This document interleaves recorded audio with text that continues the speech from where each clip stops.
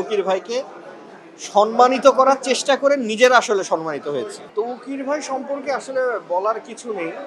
তৌকির ভাই বহুমুখী মানে প্রতিভার অধিকারী উনি। আমি সেসব জায়গায় যাবো না। আমি যে সংগঠনের প্রতিনিধিত্ব করছি সেটা হচ্ছে অভিনয় শিল্পী সংঘ। এই অভিনয় শিল্পী সংঘের প্রতিষ্ঠাতা সাধারণ সম্পাদক হচ্ছে তৌকির আহমেদ।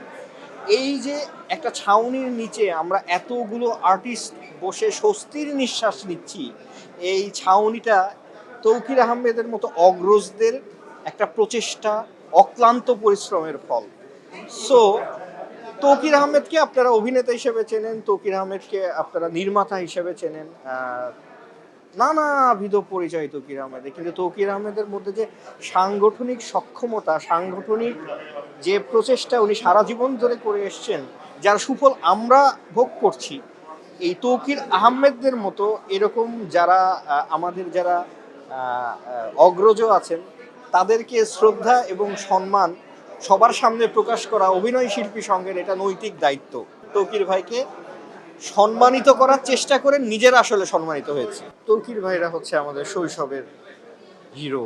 আমরা তাদেরকে দেখতে দেখতেই আমাদের ভেতরে এখানে আসার ইচ্ছাটা, উদগ্র বাসনাটা ক্রিয়েট হয়েছে। তো অভিনেতা হিসাবে তৌকির ভাইকে দেখেই তো এত দূর এসেছি। অভিনেতা হিসাবে মুগ্ধ হয়েছি, নির্মাতা হিসাবে মুগ্ধতার মাত্রাটা আরও বেশি হয়েছে।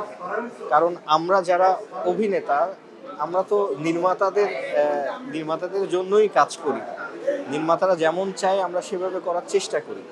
সো আমাদের সবার মধ্যে একটা বাসনা থাকে, একটা অসাধারণ নির্মাতা আমাদের ঘরে ঘরে, আমাদের আমাদের আমাদের সেক্টরে গড়ে উঠুক, আমরা তাদের সঙ্গে কাজ করি। সেই জায়গা থেকে তো তৌকির আহমেদ অ্যাজ এ নির্মাতা হিসেবে আমার কাছে দুর্দান্ত।